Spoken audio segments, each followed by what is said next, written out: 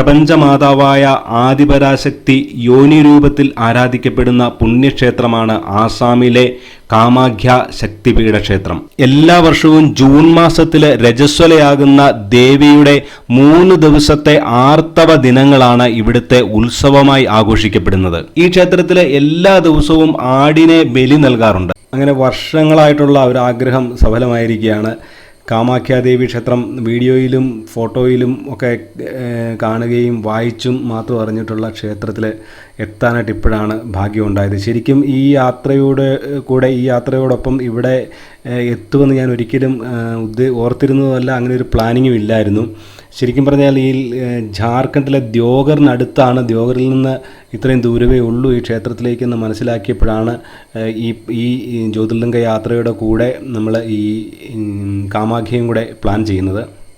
ഈ ക്ഷേത്രത്തിൻ്റെ ഒരു നിർമ്മിതിയുണ്ട്, ഒരു പ്രത്യേക രീതിയിലാണ്. ഇതുപോലൊരു ക്ഷേത്രം ഞാൻ ഇതുവരെ ഒരിടത്തും കണ്ടിട്ടില്ല. ഇതിൻ്റെ ഏറ്റവും മുന്നിൽ കാണുന്ന അതാണ് ഗർഭഗൃഹം. ആ ഗർഭഗൃഹത്തിനുള്ളിലാണ് നമ്മുടെ യോനിപീഠവും ഇവിടുത്തെ പ്രധാന പ്രതിഷ്ഠയൊക്കെ ഉള്ളത്. അതിൻ്റെ താഴെ, ഭൂമിക്ക് കുറച്ച് താഴെയായിട്ടാണെന്നാണ് അറിയാനായിട്ട് സാധിച്ചത്. ഇവിടെ കണ്ടോ ആട് നടക്കുന്നുണ്ട്. ഈ ആടിനെയൊക്കെ ഇവിടെ ബലി കൊടുക്കാനായിട്ടുള്ള ആടാണ്. ഓരോ ദിവസവും, എല്ലാ ദിവസവും രാവിലെ ഇവിടെ ആടിനെ ബലി കൊടുക്കുമെന്നാണ് അറിയാനായിട്ട് സാധിച്ചത്. ഇവിടെ നമുക്ക് ഈ ബലി കൊടുക്കാനായിട്ടുള്ള ഒരു പ്രത്യേക സ്ഥലമൊക്കെ ഉണ്ട്. അപ്പോൾ അതൊക്കെ നമുക്ക് പോയി കാണാം. ഇവിടെ ഈ ആടിനെയൊക്കെ ഓരോരുത്തർ വഴിപാടായിട്ട് സമർപ്പിക്കുന്നതാണെന്നാണ് അറിയാനായിട്ട് സാധിക്കുന്നത്. ഇവിടെ ഇങ്ങനെ ഓരോ മൂർത്തികൾ ഈ ക്ഷേത്രത്തിന് ചുറ്റും പലയിടത്തായിട്ട് കാണാനായിട്ട് പറ്റും. ഇതൊക്കെ എന്താണെന്നൊന്നും ഒരു പിടിയുമില്ല. ആരോടെയൊക്കെ ചോദിച്ച് മനസ്സിലാക്കണം. ശക്തിപീഠങ്ങളിൽ ഏറ്റവും പ്രധാനപ്പെട്ടതും ഏറ്റവും പുരാതനവുമായിട്ടുള്ളതാണെന്നാണ് പറയുന്നത് കാമാഖ്യ ശക്തിപീഠം. ഈ നേരെ മുന്നിലായിട്ട് കാണുന്നതാണ് ക്ഷേത്രത്തിൻ്റെ ഗർഭഗൃഹം. നമുക്ക് ഈ ക്ഷേത്രത്തിൻ്റെ ചുറ്റും നടന്നുള്ള കാഴ്ചകളൊക്കെ കണ്ടുകൊണ്ട് ക്ഷേത്രത്തിനെ കുറിച്ചിട്ടുള്ള കഥകളും ഇതിൻ്റെ പ്രാധാന്യവും ഇവിടുത്തെ വിചിത്രങ്ങളായിട്ടുള്ള ആചാരങ്ങളും അതിനെക്കുറിച്ചിട്ടൊക്കെ നമുക്കൊന്ന് നോക്കാം. നമുക്ക് ആദ്യമായിട്ട് ഈ ക്ഷേത്രത്തിൻ്റെ ഒരു പുരാണ പശ്ചാത്തലം, ഈ ക്ഷേത്രത്തിൻ്റെ ഉത്ഭവത്തിന് കാരണമായിട്ടുള്ള കഥകളൊക്കെ എന്താണെന്ന് നോക്കാം. നമ്മൾ ഈ ദക്ഷയജ്ഞത്തെക്കുറിച്ചിട്ട് നമ്മളെല്ലാം കേട്ടിട്ടുണ്ട്. ദക്ഷയജ്ഞം ആണ് ഈ കഥയുടെയും, ദക്ഷയാഗമാണ് ഈ കഥയുടെയും അടിസ്ഥാനം. ദക്ഷയാഗവേദിയിൽ വെച്ചിട്ട് സതീദേവി അപമാനിതയാകുന്ന കഥയൊക്കെ നമുക്ക് എല്ലാവർക്കും അറിയാവുന്ന കഥയാണ്. ദക്ഷൻ നടത്തുന്ന ഒരു യാഗത്തിൽ പരമശിവനെയും ഭാര്യയായിട്ടുള്ള സതീദേവിയെയും വിളിക്കാതിരിക്കുകയും അങ്ങനെ സതീദേവി വിളിക്കാതെ യാഗവേദിയിൽ എത്തുകയും അങ്ങനെ യാഗവേദിയിൽ വെച്ചിട്ട് ദക്ഷന് പരമശിവനെയും സതീദേവിയും ഒക്കെ അപമാനിച്ച് സംസാരിക്കുന്നതിലൊക്കെ മനംനൊന്ത് സതീദേവി അവിടെ യജ്ഞത്തിനായിട്ട് കൂട്ടിയിരുന്ന യാഗാഗ്നിയിൽ സതീദേവി ഇറങ്ങി ദേഹത്യാഗം ചെയ്യുന്നതായിട്ടാണ് ദക്ഷയാഗത്തിൻ്റെ കഥയിൽ പറയുന്നത്. ഈ പറയുന്ന ദക്ഷയാഗം നടന്നുവെന്ന് വിശ്വസിക്കപ്പെടുന്ന സ്ഥലത്തിനെ കുറിച്ചിട്ട് ഞാനൊരു വീഡിയോ ചെയ്തിട്ടുണ്ട്. ഹരിദ്വാറിൽ കൺകൽ എന്ന് പറയുന്ന ഒരു സ്ഥലത്ത് വെച്ചിട്ടാണ് ഈ ദക്ഷയാഗം നടന്നു എന്നുള്ളതാണ് പൊതുവായിട്ടുള്ള വിശ്വാസം. പക്ഷെങ്കിൽ ആ വീഡിയോയുടെ താഴെ പലരും കമൻറ്റ് ചെയ്തിട്ടുണ്ടായിരുന്നു ദക്ഷയാഗം നടന്നത് കൊട്ടിയൂരല്ലേ എന്ന് ചോദിച്ചുകൊണ്ട്.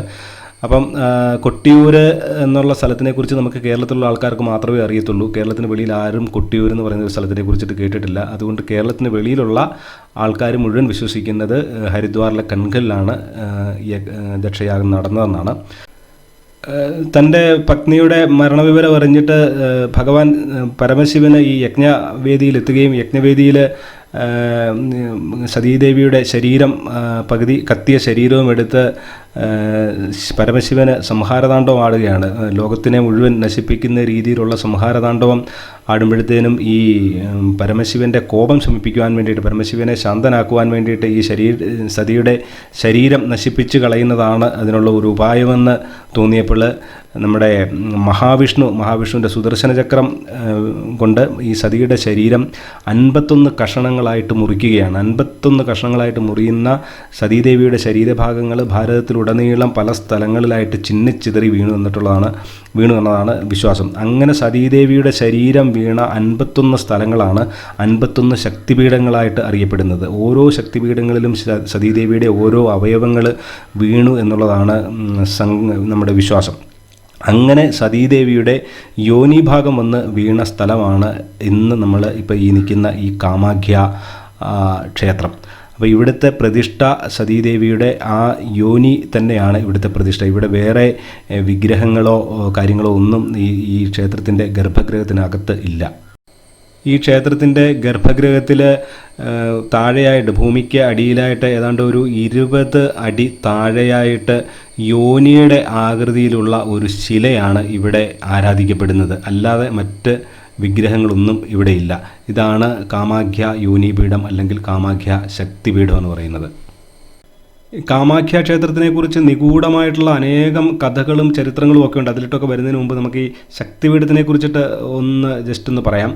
51 ശക്തിപീഠങ്ങളിൽ ഇപ്പോഴും 44 ശക്തിപീഠങ്ങളെ ഇപ്പോഴത്തെ ഇന്ത്യയിലുള്ളൂ. ബാക്കി 7 ശക്തിപീഠങ്ങൾ ഇന്ത്യക്ക് വെളിയിലാണ്. പാകിസ്ഥാന്, നേപ്പാൾ, ശ്രീലങ്ക, ബംഗ്ലാദേശ് എന്നീ രാജ്യങ്ങളിലായിട്ടാണ് ഈ ബാക്കി 7 ശക്തിപീഠങ്ങളുള്ളത്. നമ്മുടെ ഈ ചാനൽ തുടങ്ങിയിട്ട് ഇപ്പം ഏകദേശം 1 വർഷം ആവുകയാണ്. കഴിഞ്ഞ 2023 ജൂൺ മാസത്തിലാണ് നമ്മൾ ആദ്യത്തെ ഹിമാലയ യാത്രയോടുകൂടി നമ്മുടെ യാത്ര ആരംഭിക്കുന്നത്. ഇത് നമ്മൾ പല ശക്തിപീഠങ്ങളിലും ഇതിനു മുമ്പുള്ള പല യാത്രകളിലും പോയിട്ടുണ്ട്. മറ്റ് പല സ്ഥലങ്ങളിലും പോകുമ്പോൾ, അതായത് നമ്മൾ ഈ മധുരയും അങ്ങനെയുള്ള പല സ്ഥലങ്ങളും യാത്ര ചെയ്തപ്പോൾ, നമ്മൾ ഈ ശിവക്ഷേത്രങ്ങളിലൂടെയൊക്കെ യാത്ര ചെയ്തപ്പോൾ അവിടെ അടുത്തെവിടെയെങ്കിലും ശക്തിപീഠങ്ങളുണ്ടെങ്കിൽ ആ ശക്തിപീഠങ്ങളിലൊക്കെ നമ്മൾ പോയിട്ടുണ്ടായിരുന്നു. പക്ഷേ ശക്തിപീഠത്തിന് മാത്രമായിട്ടൊരു പ്രാധാന്യം കൊടുത്തിട്ടുള്ള ഒരു വീഡിയോ ഞാൻ ചെയ്തിട്ടില്ല. അത് ആദ്യമായിട്ടാണ് ഈ കാമാഖ്യ ക്ഷേത്രത്തിനെ കുറിച്ചിട്ട് ഇങ്ങനെ ചെയ്യുന്നത്. മറ്റ് സ്ഥലങ്ങളിലൊക്കെ ഇവിടെ ഒരു ശക്തിപീഠമാണ്, ഇത് സതിയുടെ ഇന്ന ഭാഗം വീണ സ്ഥലമാണെന്നൊക്കെ ചിലപ്പോൾ പറയുമായിരിക്കും. പക്ഷെങ്കിൽ അതിന് അത്ര ഒരു പ്രാധാന്യം കൊടുത്തുകൊണ്ട് ഒരു ശക്തിപീഠത്തിന് വേണ്ടി മാത്രമായിട്ടൊരു വീഡിയോ ഇതുവരെ ചെയ്തിട്ടില്ല. അപ്പോൾ ഇത് ആദ്യമായിട്ടാണ് അങ്ങനെ ഒരു വീഡിയോ ചെയ്യുന്നത്. അപ്പോൾ ഇനി മുന്നോട്ട് എനിക്ക് ഈ കാമാഖ്യ ക്ഷേത്രത്തിൽ വന്ന ഈ വീഡിയോ ചെയ്തുകൊണ്ടിരിക്കുന്ന സമയത്ത് മനസ്സിലൊരു തോന്നുവാണ്, ഇവിടെ നിന്ന് ഈ കാമാഖ്യ ക്ഷേത്രത്തിൽ നിന്ന് നമ്മുടെ ശക്തിപീഠ യാത്ര ഇവിടുന്ന് ആരംഭിച്ചാലോ എന്നൊരു ചിന്ത മനസ്സിൽ വരികയാണ്. 51 ശക്തിപീഠങ്ങളിലൂടെ, 51 ശക്തിപീഠങ്ങൾ പറ്റിയില്ലെങ്കിലും പാകിസ്ഥാനിലൊക്കെ പോകാൻ പറ്റുമോ എന്നുള്ള കാര്യം എനിക്കറിയത്തില്ല. ബാക്കി പറ്റുന്ന 44 ഏറ്റവും കുറഞ്ഞ 44 ശക്തിപീഠങ്ങളിലൂടെയെങ്കിലും ഒരു യാത്ര തുടങ്ങണം എന്നൊരു വിചാരം മനസ്സിൽ വരികയാണ്. നിങ്ങളുടെ അഭിപ്രായങ്ങളൊക്കെ ഒന്ന് കമൻറ്റ് ചെയ്യുക. നിങ്ങളൊക്കെ കമൻറ്റ് ചെയ്ത് പ്രോത്സാഹിപ്പിക്കുക. നിങ്ങളുടെ അഭിപ്രായങ്ങൾ അറിയിക്കുകയും കൂടെ ചെയ്യുകയാണെങ്കിൽ നമുക്ക് ഇതിനെക്കുറിച്ചൊന്ന് പ്ലാൻ ചെയ്യാം. ഞാൻ ആദ്യം പറഞ്ഞല്ലോ, ഈ കാമാഖ്യ ക്ഷേത്രത്തിൽ ആടിനെ ബലി നൽകാറുണ്ടെന്ന്. അങ്ങനെ ആടിനെ ഇവിടെ ബലി നൽകുന്ന സ്ഥലമാണിത്. ബലിഘർ എന്നാണ് എഴുതി വെച്ചിരിക്കുന്നത്. ഇതിനകത്ത് വെച്ചിട്ടാണ് എല്ലാ ദിവസവും രാവിലെയാണെന്ന് തോന്നുന്നു ആടിനെ ഇവിടെ ബലി ചെയ്യാറുണ്ട്. ആടുകൾ, ഇഷ്ടം പോലെ ആടുകൾ ഇതുവഴി നടക്കുന്നത് നമുക്ക് കാണാനായിട്ടും പറ്റും.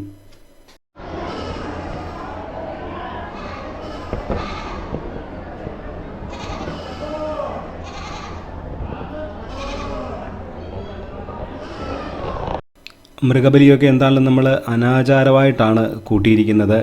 പക്ഷെങ്കിൽ ഇത് മൃഗബലി ഞാൻ മൃഗബലിയെ ഒരിക്കലും ന്യായീകരിക്കുന്നില്ല. ബലി പാടില്ലാത്തതാണ്, ഒരു ജീവനെ കൊല്ലാൻ പാടില്ല എന്ന ഒരു പക്ഷത്ത് തന്നെയാണ് ഞാൻ. പക്ഷെങ്കിൽ ഈ മൃഗബലിയെ എതിർക്കുന്ന ആൾക്കാർ ഈ കൊന്ന ഇറച്ചി, മത്സ്യമാംസാദികൾ കഴിക്കുന്ന ആൾക്കാർക്ക് ഒരിക്കലും ഈ മൃഗബലിയെ എതിർക്കാനായിട്ട് അർഹതയില്ലെന്നുള്ളതാണ് എൻ്റെ ഒരു അഭിപ്രായം. ഞാൻ മത്സ്യമാംസാദികളൊക്കെ കഴിക്കാറുണ്ട്. എനിക്ക് കഴിക്കാൻ വേണ്ടിയിട്ടൊരു ജീവിയെ കൊല്ലാമെങ്കിൽ ദൈവത്തിൻ്റെ പ്രീതിക്ക് വേണ്ടിയിട്ട് ഒരു ജീവനെ, ഒരു ആടിനെ കൊല്ലുന്നതിനെ എതിർക്കുന്നതിനകത്ത് എന്ത് യുക്തിയാണെന്ന് എനിക്ക് മനസ്സിലാകുന്നില്ല. നമ്മൾ ഭക്ഷണം കഴിക്കാൻ വേണ്ടി കൊല്ലുന്നതിൻ്റെ എത്രയോ ചെറിയൊരംശമാണ് ഇങ്ങനെ ബലിക്ക് വേണ്ടി കൊല്ലുന്നത്. അപ്പം മൃഗത്തിനോടുള്ള ഒരു സ്നേഹം കൊണ്ടല്ല ആരും ഈ ബലിയെ എതിർക്കുന്നത്. നമ്മുടെ ഈ കാമാഖ്യ ക്ഷേത്രത്തിൻ്റെ കാഴ്ചകളും വിവരങ്ങളും കഥകളും ഒന്നും തീർന്നിട്ടില്ല. ആരും സ്കിപ്പ് ചെയ്ത് പോകരുത്. മുന്നോട്ട് ഇനിയും ക്ഷേത്രത്തിനെ കുറിച്ചിട്ടുള്ള അത്ഭുതകരമായിട്ടുള്ള കഥകളെന്ന് തന്നെ പറയാം. പ്രധാനമായിട്ടും 3 കഥകളാണ് ഈ കാമാഖ്യ ക്ഷേത്രത്തിനെ കുറിച്ച് കേൾക്കുന്നത്. ഈ കാമാഖ്യ ക്ഷേത്രം ഇപ്പോൾ ഇരിക്കുന്ന സ്ഥലത്തിൻ്റെ പേര് നേരത്തെ കാമരൂപ് എന്നായിരുന്നു ഈ സ്ഥലത്തിൻ്റെ പേര്. അപ്പോൾ ഈ സ്ഥലത്തിന് കാമരൂപ് എന്ന് പേര് വരാനായിട്ടുള്ള കാരണം കാമദേവനുമായിട്ട് ബന്ധപ്പെട്ട ഒരു കഥയാണ്. നമുക്കറിയാം, കാമദേവനെ ശിവഭഗവാന് ദഹിപ്പിച്ച് കളയുന്ന, തൃക്കണ്ണ് തുറന്ന് കാമദേവനെ ദഹിപ്പിച്ച് കളയുന്ന കഥയൊക്കെ നമ്മൾ കേട്ടിട്ടുണ്ട്. അങ്ങനെ ശിവഭഗവാൻ ദഹിപ്പിച്ച് കളഞ്ഞ കാമദേവനെ പുനരുജ്ജീവിപ്പിക്കാനായിട്ട് കാമദേവൻ്റെ ഭാര്യ രതീദേവി ശിവഭഗവാന്റെ അടുത്ത് നിന്ന് പ്രാർത്ഥിക്കുകയും അങ്ങനെ രതീദേവിയുടെ പ്രാർത്ഥന മൂലം ഈ കാമദേവനെ ഭസ്മമാക്കി കളഞ്ഞ കാമദേവനെ ശിവൻ പുനർജീവിപ്പിക്കുന്നതായിട്ട് നമുക്ക് കാണാനായിട്ട് സാധിക്കും. അങ്ങനെ ശിവൻ കാമദേവനെ പുനർജീവിപ്പിച്ചെങ്കിലും ഈ കാമദേവൻ്റെ ശരീരം പഴയ പോലെ സൗന്ദര്യമൊന്നുമില്ലാത്ത ഒരു ശരീരമായിരുന്നു. കഥയിലോട്ട് നമുക്കിപ്പോൾ തിരിച്ചു വരാം. ഇത് ഇവിടുത്തെ ഞാൻ ഇതിൻ്റെ ഇൻട്രൊഡക്ഷനിൽ പറഞ്ഞായിരുന്നു, ഇവിടെ ദശമഹാവിദ്യയുടെ ക്ഷേത്രങ്ങളുണ്ടെന്ന് പറഞ്ഞായിരുന്നില്ല. അങ്ങനെ ദശമഹാവിദ്യയിലെ ഒരു ക്ഷേത്രമാണിത്. അപ്പോൾ ഇങ്ങനെ അനേകം ദശമഹാവിദ്യ ക്ഷേത്രങ്ങളിലൂടെയും നമ്മൾ പോകുന്നുണ്ട്. ആ കാഴ്ചകളൊക്കെ കണ്ടുകൊണ്ടായിരിക്കും ഇനി മുന്നോട്ടുള്ള കഥകൾ പറയുന്നത്. ഓരോ ക്ഷേത്രങ്ങളും ഏതാണെന്നൊന്നും ഞാൻ എടുത്തെടുത്ത് പറയുന്നില്ല. കാഴ്ചകൾ നിങ്ങൾ കാണുക, കഥയും കേൾക്കുക.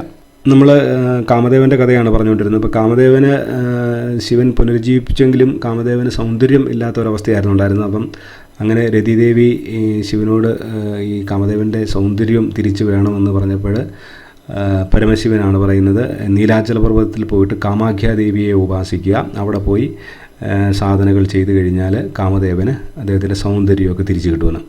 അങ്ങനെ കാമദേവനും രതിദേവിയും കൂടെ ഇവിടെ വന്ന് ഉപാസനകളൊക്കെ ചെയ്താണ് അദ്ദേഹത്തിൻ്റെ രൂപം, സൗന്ദര്യം തിരിച്ചു കിട്ടിയത്. അങ്ങനെയാണ് കാമദേവന് സൗന്ദര്യം തിരിച്ചു കിട്ടിയ സ്ഥലമായതുകൊണ്ടാണ് ഈ സ്ഥലത്തിന് കാമരൂപ് എന്ന് പേര് വരുന്നത്. ഇതാണ് ഈ സ്ഥലത്തിൻ്റെ മറ്റൊരു കഥ, ഈ കാമാഖ്യയുടെ കുറിച്ച് കേൾക്കുന്ന മറ്റൊരു കഥ.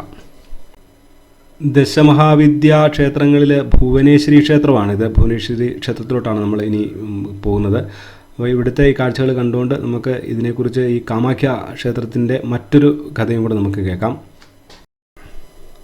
കാമാഖ്യ ക്ഷേത്രം ഇരിക്കുന്ന സ്ഥലമൊക്കെ പണ്ട് കാലത്ത് നരനാരായണൻ എന്ന് അറിയപ്പെടുന്ന ഒരു രാജാവിൻ്റെ അധീനതയിലായിരുന്നു ഈ സ്ഥലമൊക്കെ ഉണ്ടായിരുന്നു. അദ്ദേഹമായിരുന്നു ഇവിടം ഭരിച്ചുകൊണ്ടിരുന്നത്. അപ്പം അദ്ദേഹം വളരെ ഭക്തനായിട്ടുള്ള ഒരാളായിരുന്നു, കാമാഖ്യാദേവിയുടെ ഭക്തനായിരുന്നു. അന്ന് ഈ കാമാഖ്യാദേവി ക്ഷേത്രത്തിൽ പൂജ ചെയ്തുകൊണ്ടിരുന്ന പൂജാരി കിന്ദുകല എന്ന് പറയുന്ന ഒരു ഭക്തനായിട്ടുള്ളൊരു പൂജാരിയായിരുന്നു. അദ്ദേഹം ഈ കാമാഖ്യാദേവിയുടെ വളരെ നല്ല ഒരു ഉപാസകനായിരുന്നു. ഈ പറയുന്നത് അദ്ദേഹം പൂജ ചെയ്യുമ്പോൾ കാമാഖ്യാദേവി പ്രത്യക്ഷപ്പെടാറുണ്ടായിരുന്നു എന്നൊക്കെയാണ് കഥകളിൽ പറയുന്നത്. കാമാഖ്യയിലെ പൂജാരിയായിട്ടുള്ള കിന്ദുകലയും ഇവിടുത്തെ രാജാവായിരുന്ന ഈ നരനാരായണനും തമ്മിൽ നല്ല അടുപ്പമായിരുന്നു. ഇവർ രണ്ടുപേരും ഭക്തരായിരുന്നു. ഇദ്ദേഹം പൂജാരിയായിരുന്നു. ഇദ്ദേഹം പൂജ കാര്യങ്ങളൊക്കെ ചെയ്യുന്നു. അങ്ങനെ ഇദ്ദേഹം ഈ പൂജ ചെയ്യുന്ന സമയത്ത് ഈ ക്ഷേത്രത്തിൽ പല അത്ഭുതങ്ങളും നടന്നതായിട്ടാണ് കഥകളിൽ പറയുന്നത്. അദ്ദേഹത്തിൻ്റെ അടുത്ത് ഈ ക്ഷേത്രത്തിൽ വരുന്ന ആൾക്കാർ വന്ന് ദേവി ഭഗവതിയെ തൊഴുത് കഴിഞ്ഞിട്ട് ഇദ്ദേഹത്തിനോട് പല ആവശ്യങ്ങളും പറയാറുണ്ട്. ഇങ്ങനെ അസുഖങ്ങൾ മാറ്റാനായിട്ടും അതുപോലെ തന്നെ മനസ്സിലെ പല ആഗ്രഹങ്ങളും ഒക്കെ ഈ കിന്ദുകലയോട് പറയുമ്പോൾ അത് കിന്ദുകല അകത്ത് പോയി ദേവിയോട് പ്രാർത്ഥിച്ചു കഴിയുമ്പോഴത്തേന് അവരുടെ പല ആഗ്രഹങ്ങളും ഒക്കെ സഫലീകരിക്കുന്നതായിട്ട് ആണ് കഥകളിൽ പറയുന്നത്. അപ്പോൾ ഈ അങ്ങനെയുള്ള വാർത്തകളൊക്കെ വെളി ലോകത്തൊക്കെ പരക്കാൻ തുടങ്ങി. ഇങ്ങനെ കിന്ദുകല ഇടയ്ക്ക് ഇങ്ങനെ പ്രത്യേക ചില സിദ്ധികളെന്ന് വേണമെങ്കിൽ പറയാൻ സിദ്ധികളൊക്കെ ഉണ്ട്. ഇങ്ങനെ പല കാര്യങ്ങളും ആഗ്രഹങ്ങളൊക്കെ പൂർത്തീകരിക്കപ്പെടുന്നു. ഇവിടെ വന്ന് കിന്ദുകലയോട് പറയുന്ന ആഗ്രഹങ്ങൾ ഒക്കെ ഈ കാമാഖ്യ ദേവി പൂർത്തീകരിച്ച് കൊടുക്കുന്നു. അങ്ങനെ ഒരു കഥകൾ എല്ലായിടത്തും ഇങ്ങനെ സ്പ്രെഡ് ചെയ്ത് കഴിഞ്ഞപ്പോൾ ഒരു ദിവസം ഒരു അമ്മ ഒരു കുഞ്ഞിനെ കൊണ്ട് ഈ കിന്ദുകലയുടെ അടുത്ത് ഈ കാമാഖ്യ ദേവി ക്ഷേത്രത്തിൻ്റെ അടുത്ത് ഒരു കുഞ്ഞിനെയും കൊണ്ട് വരികയാണ്. മരിച്ച ഒരു കുഞ്ഞിനെന്തോ രോഗമെന്തോ വന്നിട്ട് തീരെ ഒരു കുഞ്ഞാണ് മരിച്ചുപോയി. ആ കുഞ്ഞിനെ എടുത്തുകൊണ്ട് ഈ അമ്മ കരഞ്ഞുകൊണ്ട് ഈ കാമാഖ്യ ദേവി ക്ഷേത്രത്തിൽ വന്നു. അപ്പം ഈ കിന്ദുകലയ്ക്ക് ഇങ്ങനെ പല കഴിവുകളും ഉണ്ട്, പല സിദ്ധികളും ഉണ്ടെന്നൊക്കെ അറിഞ്ഞുകൊണ്ടാണ് ഈ അമ്മ അവിടെ വരുന്നത്. പക്ഷെങ്കിൽ കിന്ദുകല ഈ അമ്മയോട് പറയും, അമ്മ എനിക്ക് യാതൊരുവിധ കഴിവുകളുമില്ല, ഞാൻ എല്ലാ കാര്യങ്ങളും ചെന്ന് നിങ്ങൾ പറയുന്ന ഓരോ കാര്യങ്ങളും അകത്ത് ചെന്ന് ദേവി അമ്മയോട് പറയുകയാണ്, ഇതിൻ്റെ ഗർഭഗൃഹത്തിൽ ചെന്ന് അമ്മയോട് ചെന്ന് പറയുകയാണ് ചെയ്യുന്നത്. അപ്പോൾ ഈ മരിച്ച ആളെ ജീവിപ്പിക്കാനായിട്ടൊന്നും പറ്റുകയില്ല, അതൊന്നും നടക്കുകയില്ലാത്ത കാര്യങ്ങളാണ് എന്ന് കിന്ദുകല ഈ അമ്മയോട് പറയുന്നു. പക്ഷേ അമ്മ വീണ്ടും കരഞ്ഞുകൊണ്ട് കിന്ദുകലയോട് ഇങ്ങനെ അപേക്ഷിക്കുകയാണ്, എൻ്റെ കൊച്ചിനെ ജീവിപ്പിച്ച് തരണമെന്നിങ്ങനെ അപേക്ഷിക്കുമ്പോൾ കിന്ദുകല ഞാൻ ദേവിയോട് പറയാം, ഞാൻ അമ്മയോട് പറയാം, പക്ഷെങ്കിൽ എന്താണ് സംഭവിക്കുന്നതെന്നൊന്നും അറിയത്തില്ല എന്ന് പറഞ്ഞിട്ട് ഈ കിന്ദുകല ഈ കുഞ്ഞിനെയും കൊണ്ട് ഈ കുഞ്ഞിൻ്റെ ജഡവുമായിട്ട് ഈ ക്ഷേത്രത്തിൻ്റെ ഗർഭഗൃഹത്തിനകത്ത് പോയിട്ട് ഈ യോനിപീഠത്തിൻ്റെ മുകളിൽ ഈ കിന്ദുകല ഈ കുഞ്ഞിനെ കിടത്തിയിട്ട് ദേവിയോട് ഇങ്ങനെ കിന്ദുകല പ്രാർത്ഥിക്കുകയാണ്. ഇങ്ങനെ ഈ കുഞ്ഞിനെ ജീവിപ്പിക്കണമെന്ന് ഞാൻ പറയുകയില്ല, ഇതിനെ ജീവിപ്പിക്കാൻ പറ്റുമെങ്കിൽ അത് സാധ്യമാണെങ്കിൽ അത് ചെയ്യണം, അമ്മയ്ക്ക് വേണ്ടിയിട്ട് ചെയ്യാൻ പറ്റുമോ എന്നിങ്ങനെ ചോദിക്കുകയും അന്നേരം തന്നെ ഈ കുഞ്ഞ് ജീവിക്കുകയും ചെയ്യുന്നു. അപ്പം ഈ കിന്തുകല ഈ കുഞ്ഞിനെ എടുത്തുകൊണ്ട് ഈ അമ്മയ്ക്ക് കൊണ്ട് കൊടുക്കുന്നു. ഇങ്ങനെ ഈ വാർത്ത വീണ്ടും എല്ലായിടത്തും രാജ്യം മുഴുവൻ ഇങ്ങനെ ഒരു വാർത്ത സ്പ്രെഡ് ചെയ്യുകയാണ്. കിന്തുകല ഇങ്ങനെ മരിച്ചുപോയ കുഞ്ഞിനെ ജീവിപ്പിച്ചു, ഇങ്ങനെ ഉള്ള കാര്യങ്ങൾ, ഇതൊക്കെ ഈ രാജാവും ഇങ്ങനെയുള്ള കാര്യങ്ങളൊക്കെ അറിയുന്നുണ്ട്. അപ്പോൾ രാജാവിന് ഇങ്ങനെ ഈ കിന്തുകലയുടെ ഈ സിദ്ധിയെക്കുറിച്ചിട്ട് ഒക്കെ രാജാവ് നല്ല രീതിയിൽ മനസ്സിലാക്കുന്നുണ്ട്. അതുകൂടാതെ മറ്റൊരു കാര്യമെന്ന് പറഞ്ഞാൽ ഈ കിന്തുകല എല്ലാ ദിവസവും വൈകുന്നേരം ഈ ക്ഷേത്രത്തിൽ പ്രാർത്ഥിക്കുന്ന സമയത്ത് അദ്ദേഹം പ്രാർത്ഥന പ്രത്യേക രീതിയിലുള്ള താന്ത്രികമായിട്ടുള്ള സാധനങ്ങളൊക്കെ ആയിരിക്കാം. അപ്പോൾ അങ്ങനെ സാധനങ്ങളൊക്കെ ചെയ്യുന്ന സമയത്ത് ഈ കാമാഖ്യാദേവി ഈ കിന്തുകലയുടെ മുന്നിൽ വന്നിട്ട് നൃത്തം ചെയ്യാറുണ്ട്. കിന്തുകലയുടെ മുന്നിൽ നിന്നല്ല, ഈ ഗർഭഗൃഹത്തിൽ വന്നിട്ട് നൃത്തം ചെയ്യാറുണ്ട് എന്ന് ആണ് കഥയിൽ പറയുന്നത്. അപ്പം അങ്ങനെ ഈ കിന്തുകലയുടെ മുന്നിൽ ദേവി നൃത്തം ചെയ്യുന്നുണ്ട്. ഇതിനകത്ത് കിന്തുകലയുടെ പ്രാർത്ഥന, കിന്തുകലയുടെ സാധനയിൽ സന്തോഷവതിയായിട്ട് ദേവി ഈ കാമാഖ്യ ക്ഷേത്രത്തിൻ്റെ ഗർഭഗൃഹത്തിനകത്ത് നൃത്തം ചെയ്യുന്നുണ്ടെന്നുള്ള വാർത്ത അത് രാജാവ് അറിയുകയാണ് ചെയ്യുന്നത്. അങ്ങനെ ഇത് അറിഞ്ഞപ്പം ഇങ്ങനെ രാജാവ് ഒരു ദിവസം വന്നിട്ട് കിന്തുകലയോട് പറയുന്നു, എനിക്ക് ഈ ദേവിയെ ഒന്ന് കാണണം, എനിക്ക് ദേവിയെ ഒന്ന് കാണിച്ചു തരാമോ എന്ന് കിന്തുകലയോട് ചോദിക്കുകയാണ്. അപ്പോൾ കിന്തുകല പറയുന്നത് ഒരിക്കലും സാധിക്കുകയില്ല, ഗർഭഗൃഹത്തിൽ ഞാൻ ഈ സാധന ചെയ്യുന്ന സമയത്ത് ദേവി വരുന്നുണ്ട്, പക്ഷെങ്കിൽ ഞാൻ എൻ്റെ കണ്ണ് മൂടിക്കെട്ടിയിട്ടാണ് ഞാൻ സാധന ചെയ്യുന്നത്. അപ്പം കിന്തുകല പറയുന്നത് ദേവി നൃത്തം ചെയ്യുന്നത്, ദേവി നഗ്നയായിട്ടാണ് നൃത്തം ചെയ്യുന്നത്. അപ്പം ഞാൻ എൻ്റെ കണ്ണ് ഒരു തുണി കൊണ്ട് കണ്ണ് കെട്ടിയിട്ടാണ് ഞാൻ സാധന ചെയ്യുന്നത്. ദേവി ആനന്ദ നൃത്തം ആടുന്ന സമയത്ത് അത് ഞാൻ പോലും കാണാറില്ല എന്നാണ് കിന്തുകല പറയുന്നത്. പക്ഷെങ്കിൽ രാജാവ് വീണ്ടും ഈ കിന്തുകലയെ നിർബന്ധിക്കുകയാണ്. ഗർഭഗൃഹത്തിനകത്ത് ഇയാൾ സാധന ചെയ്യുമ്പോൾ കിന്തുകല സാധന ചെയ്യുന്ന സമയത്ത് രാജാവിനെയും കൂടെ കൊണ്ടുപോകണമെന്നും പറഞ്ഞുകൊണ്ട്. അപ്പോൾ കിന്തുകല പറയാതെ ഒരിക്കലും സാധിക്കുകയില്ല എന്ന് പറയുന്നു. പക്ഷേങ്കിൽ രാജാവ് ഭീഷണിപ്പെടുത്താനൊക്കെ തുടങ്ങി. അന്നേരം കിന്തുകല പറഞ്ഞു, ഒരു കാര്യം ചെയ്യാം, എന്താണേലും ഈ ഗർഭഗൃഹത്തിൽ വന്ന് ഇത് കാണാനായിട്ട് ഞാൻ എന്തായാലും സമ്മതിക്കുകയില്ല. ഈ ക്ഷേത്രത്തിൻ്റെ ഗർഭഗൃഹത്തിൻ്റെ അവിടെ ചെറിയൊരു ദ്വാരമുണ്ട്, അത് നമുക്ക് വെളിയിൽ നോക്കി കഴിഞ്ഞാൽ നമുക്ക് കാണാൻ പറ്റും. ആ ദ്വാരത്തിൻ്റെ അവിടെ നിന്ന് നോക്കിക്കോ, ഞാൻ സാധന ചെയ്യുമ്പോൾ അങ്ങനെ കാണാൻ പറ്റുമെന്ന് ഈ കിന്തുകല ഈ രാജാവിനോട് പറയുകയാണ്. അപ്പോൾ അങ്ങനെ ഈ കിന്തുകല പറഞ്ഞതനുസരിച്ചിട്ട് രാജാവ് ഒരു ദിവസം രാത്രിയിൽ ഈ ദേവിയെ നേരിട്ട് കാണുവാൻ വേണ്ടിയിട്ട് ഈ ക്ഷേത്രത്തിലെത്തുകയും അങ്ങനെ കിന്തുകല സാധനങ്ങളും കാര്യങ്ങളുമൊക്കെ ചെയ്യുമ്പം പതിവ് പോലെ ദേവി അവിടെ നൃത്തം ചെയ്യുകയാണ്. അപ്പം ദേവി നൃത്തം ചെയ്യുന്ന സമയത്ത് ഈ രാജാവ് ഈ ദ്വാരത്തിനകത്തൂടെ വന്ന് ഇത് കാണുന്നു. ദേവിക്ക് ഇത് മനസ്സിലാകുന്നു. ദേവിയുടെ അനുവാദമില്ലാതെ ദേവിയെ ഒരാൾ കാണുന്നുണ്ട് എന്ന് രാജാവ് കാണുന്നുണ്ടെന്ന് മനസ്സിലാക്കി ദേവി അന്നേരം തന്നെ കോപിഷ്ഠയാവുകയും ഈ കിന്തുകലയെ ദേവി അന്നേരം തന്നെ അവിടെ വെച്ച് കല്ലാക്കി മാറ്റുകയാണ്. കിന്തുകലയെ, അതായത് ഇത്രയും വർഷങ്ങളായിട്ട് കാലങ്ങളായിട്ട് ദേവിയെ ഉപാസിച്ച് വന്നിരുന്ന ഈ കിന്തുകലയെ, പൂജാരിയെ, ദേവിയുടെ ഉത്തമ ഭക്തനെ ഈ ദേവി അവിടെ കല്ലാക്കി മാറ്റുകയാണ്.